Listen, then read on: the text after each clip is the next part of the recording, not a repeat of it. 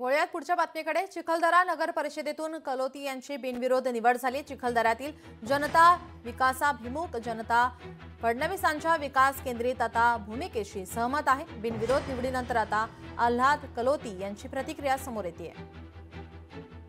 चिखलदऱ्याचा पण सुद्धा विकास सर्वांगीण विकास निश्चितच होईल व त्या अनुषंगाने इथल्या जनतेने हा निर्णय घेतला।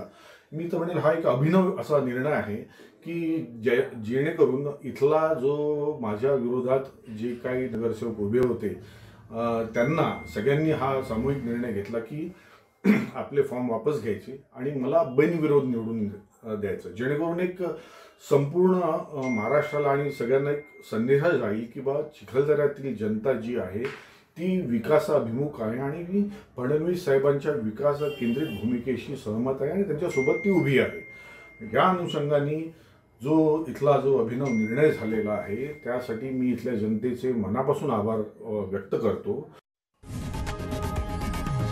लोकशाही मराठी ऐका, पहा, जागरूक रहा।